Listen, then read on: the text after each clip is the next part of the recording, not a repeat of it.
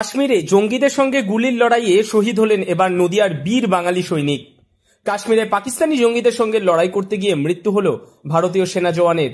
বাড়ি নদিয়ায়। কাশ্মীরে পাকিস্তানি জঙ্গিদের সঙ্গে লড়াই করতে করতে শহীদ হলেন নদিয়ার তেহট্ট ব্লকের পাথরঘাটার বীর বাঙালি সৈনিক ঝন্টু আলী শেখ। ছোটবেলা থেকেই দেশের জন্য কিছু করার ইচ্ছে ছিল তাদের, আর সেই কারণেই তিন ভাইয়ের মধ্যে দুই ভাই ভারতীয় সেনায় নিযুক্ত হন। অন্য এক ভাই কর্মসূত্রে থাকেন সৌদি আরবে। ঝন্টু আলী শেখের পরিবার রয়েছে, স্ত্রী ও সন্তান। তারা উত্তরপ্রদেশের আগ্রাতে থাকেন। কাশ্মীরে জঙ্গি হামলার পরেই দুই ভাই কাশ্মীরের দুই এলাকাতে ডিউটিতে যান এবং সেখানেই ছোট ভাই ঝন্টু আলী শেখ জঙ্গিদের সঙ্গে গুলির লড়াইয়ে মারা গিয়েছেন বলে জানতে পারেন প্রথম তার বড় ভাই। এরপর তিনিই বাড়িতে ভাইয়ের এই শোক সংবাদ পৌঁছে দেন। আমার ছোট দেওর।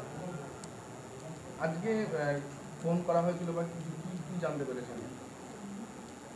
আমার হাজবেন্ডকে প্রথমে আমার ছোট যা ফোন করে, মানে আমাকে আমার হাজবেন্ডের নাম্বারটা নেয়, হয়তো ইউনিটে দেয়, তারপরে এর মানে আমার হাজবেন্ডকে বলা হয়, হয়তো আমি সঠিক জানি না।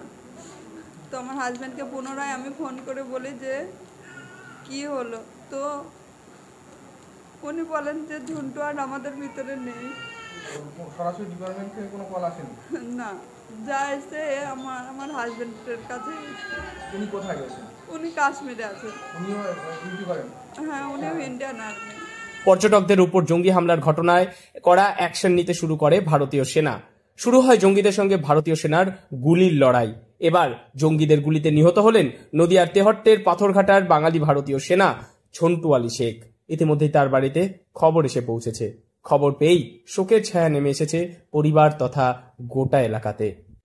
ঝুন্টু সম্পর্কে আমাদের কাকা হচ্ছে, উনি খুবই ভালো ছেলে ছিল আর কি, সবার সঙ্গে ভালো সুসম্পর্ক ছিল।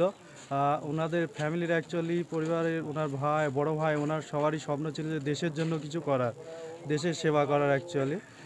তো সেই স্বপ্ন পূরণ হয়। উনি 2008 সালে প্যারা কমান্ডোতে জয়েন করে আর কি, তার 6 প্যারাতে জয়েন করে এবং বর্তমানে ওনারা দুই ভাই কাশ্মীরে ডিউটিরত ছিল।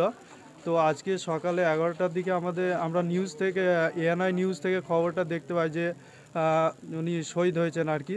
তো খবরটা পাওয়ার পরে আমাদের গ্রামে এবং আমরা সকলেই শোকাহত এবং মর্মাহত আর কি। উল্লেখ্য, জনপ্রিয় পর্যটন কেন্দ্র পহেলগামের বৈসারানে গুলি করে 26 জনকে খুন করা হয়। নিহতদের মধ্যে 25 জন ভারতীয় এবং একজন নেপালের নাগরিক। এই হামলায় জখম হয়েছে অনেকেই। এরপর থেকে উপত্যকার আনাচে কানাচে শুরু হয়েছে তল্লাশি, চলছে দফায় দফায় এনকাউন্টার। তাতেই এবার প্রাণ গেল ভারতীয় সেনার। সূত্র মারফত জানা গিয়েছে পাল্টা মুতোর গুলি শুরু করেছে ভারতীয় সেনাবাহিনীরাও। নদিয়া থেকে মৈনাক দেবনাথের রিপোর্ট, লোকাল 18 বাংলা।